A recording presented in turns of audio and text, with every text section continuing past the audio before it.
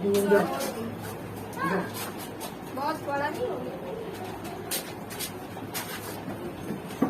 बाहर पहले गिरा दो। हम तो भूल ही गए कि अब यहाँ देखो पे। रिकॉर्ड हो रहा है, वहाँ पे देखो हम आ रहे हैं सही से, देखो। हाँ सर आप आ रहे हैं। हाँ आ रहे हैं सर। रिकॉर्डिंग ऑन है, पता चला सही आ रहा है। रिकॉर्डिंग ऑन हाँ सर बहुत ही अच्छा आ रहा है, थोड़ा थोड़ा अच्छा आ रहा है। थोड़ा मोड़ा हाँ लाइट का दिक्कत हो रहा है। हाँ थोड़ा काला आ रहा है। वो अंधेरा टाइप तो वही तो बोल रहे हैं, एक से काले तो ऊपर से और काला आएगा लाइट। हाँ वही बोलिए। ज्यादा काला आ रहा है, देखो तुम। नहीं सर नहीं सर ठीक ये है। लाइट है ना, यहाँ पे लगाइए। हाँ ठीक है, ठीक है। अच्छा तो अभी तो लिख दो वायुमंडलीय अपवर्तन, ठीक है। आज क्या होगा, वायुमंडलीय अपवर्तन। अब सबका काम यहाँ पे रहेगा, बहुत ही इंपॉर्टेंट चीज, आधा घंटा बोलेंगे, सुनना बातों को समझना। वायुमंडलीय अपवर्तन, अपवर्तन क्या होता है समझ में आता है, जब कोई लाइट, कोई भी प्रकाश किरण, हाँ लाइट रेज जो होता है, एक माध्यम से दूसरे माध्यम में प्रवेश करता है तो क्या होता है, वो उसका वास्तविक जो दिशा है उससे मुड़ जाता है, उस मुड़ने को कहते हैं अपवर्तन। वही अपवर्तन होता है। मान लो यहाँ पे ये है अर्थ है, ठीक है, अर्थ है, अर्थ के चारों तरफ, अर्थ चारों तरफ किस चीज से घिरा हुआ है, एटमॉस्फेयर से घिरा हुआ है, वायुमंडल जिसको बोलते हैं, नहीं हाँ। और वायुमंडल के बाहर तो क्षितिज है, क्षितिज मतलब स्पेस है, हाँ? तो स्पेस है। यहाँ पे सन है, मान लो तो सन से लाइट आया तो सीधा आया कहाँ पे, अर्थ सरफेस में आएगा। लेकिन ऐसा लाइट नहीं आता है क्योंकि यहाँ पे मीडियम चेंज होता है। चेंज कैसे हुआ, ये लाइट मान लो ऐसे है, इसको जाना था ऐसे, लेकिन यहाँ पे क्या हुआ, मीडियम चेंज हुआ, चेंज हुआ तो अपवर्तन होगा। यहाँ हो गया अपवर्तन। यही अपवर्तन के कारण बहुत सारा प्राकृतिक घटनाएं होती है, नहीं जिसको फेनोमेना, कुछ फेनोमेना यहाँ पे पढ़ेंगे हम लोगों को। पहला हो गया तारों का टिमटिमाना। तारा जो होता है ट्विंकल करना, ट्विंकल करते हुए दिखता है, नहीं दिखता है, ट्विंकल करते हुए दिखता है हम लोग तारा, नहीं वो क्यों दिखता है, क्या सही में वहाँ शॉर्ट सर्किट होता है क्या, शॉर्ट सर्किट होता है या फिर वैसे कैसे लगता है। तो देखते हैं यहाँ पे कैसा होता है, तो स्टार्ट करते हैं। तो सबसे पहले फिगर से बनाते हैं हम, सुना बात को। तो यहाँ पे ये अर्थ है, बड़ा मत बनेगा ये अर्थ है, मान लो। तो यहाँ पे क्या हो गया, ये पूरा एटमॉस्फेयर होगा जो बताए हम। अभी हम स्टार का बात करें, यहाँ पे एक स्टार है, ठीक है। इस स्टार से लाइट आया, आया लाइट, तो हमारी आंखों तक आने से पहले किससे सामना करना पड़ेगा उसको, वायुमंडल के सतह से। तो वायुमंडल के सतह में आया, इस लाइट को ऐसे जाना था, बस ऐसे नहीं जाएगा, ये यहाँ पे मुड़ जाएगा, इसमें मुड़ जाएगा, नॉर्मल की तरह मुड़ जाएगा, ठीक है।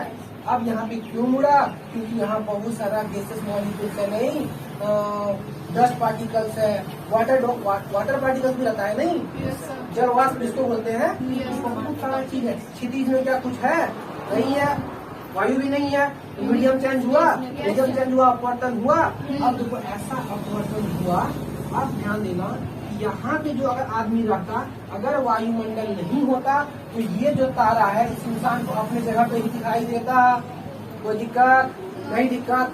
अब ध्यान देना कि ये जो है अब यहाँ अपवर्तन हो गया, ये क्या हो गया, अपवर्तन। अब यहाँ वाला आदमी दिखेगा अगर तारा को, तो इसको तारा कहाँ नजर आएगा, इतना ज्यादा वैल्यू होता नहीं, लेकिन फिगर बना रहे हैं, ठीक है। तो इस यही तारा इसको यहाँ पे दिखाई देगा।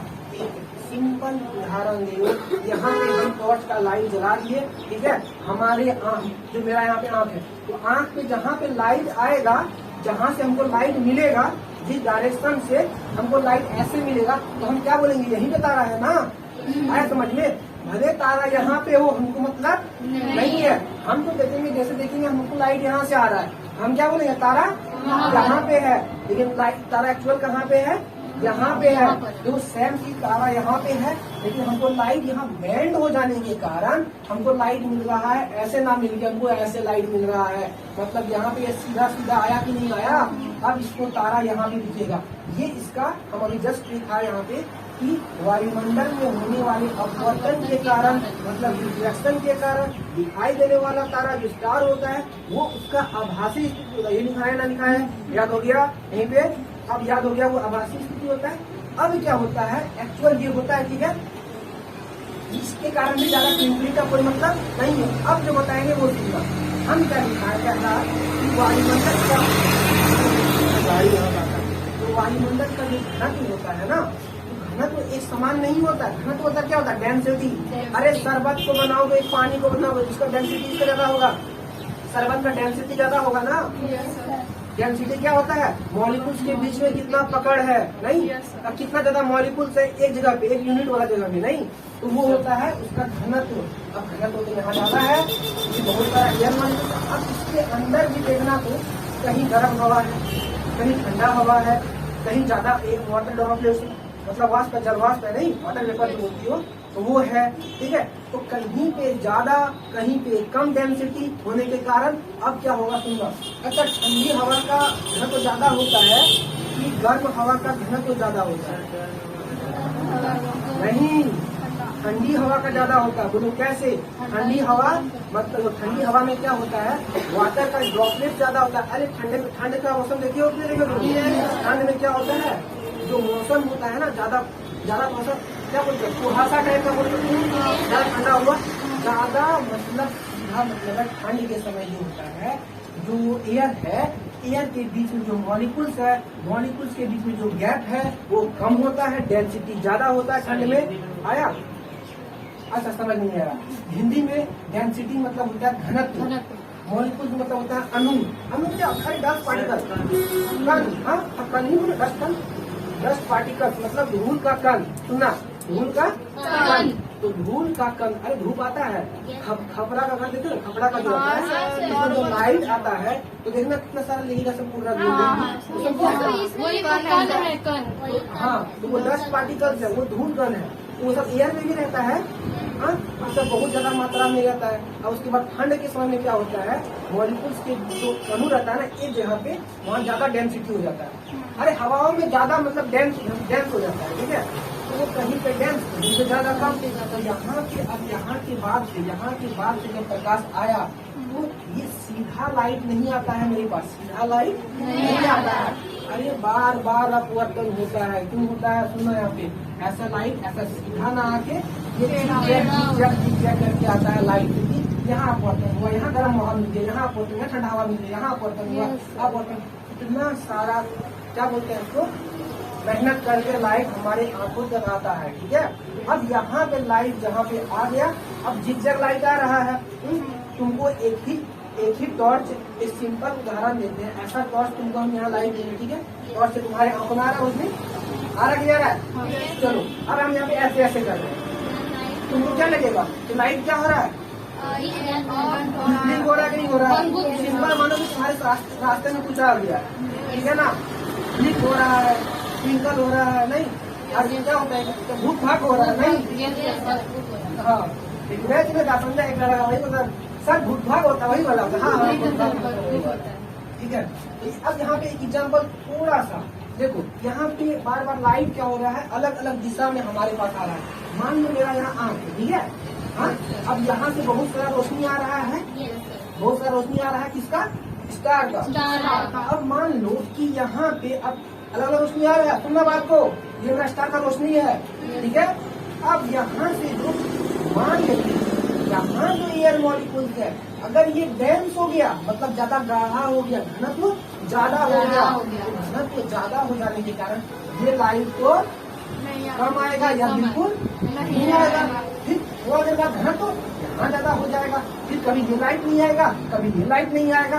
यही जो स्टार होगा मेरा, ये जो स्टार होगा मेरा, स्टार कभी दिखेगा, इधर वाला लाइट दिखेगा, इधर वाला दिखेगा, इधर वाला दिखेगा, इधर वाला दिखेगा। इसमें स्टार क्या होता है, तो देखना स्टार गौर से, वो ब्लिंक भी नहीं करेगा, ब्लिंक मतलब पूरा नहीं घुसता,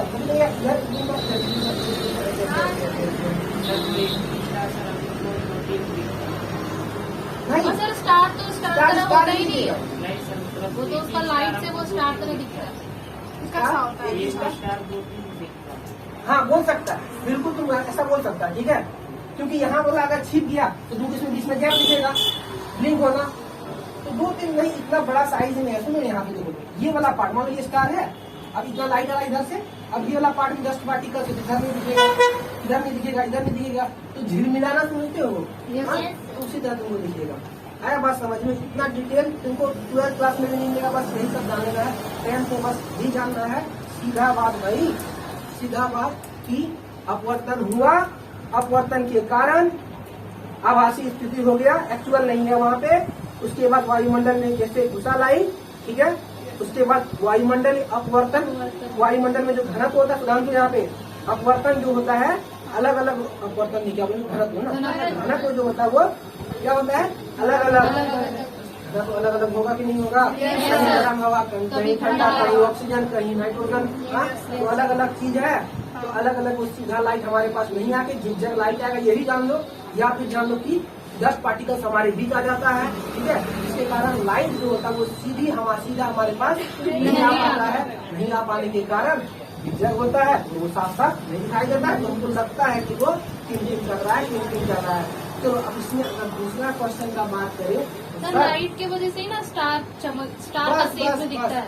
सिर्फ जान लो कि वायुमंडल के कारण, वायुमंडल नहीं होता तो ना टिमटिमाता हुआ जैसा है वैसा ही दिखता है, ठीक है ना।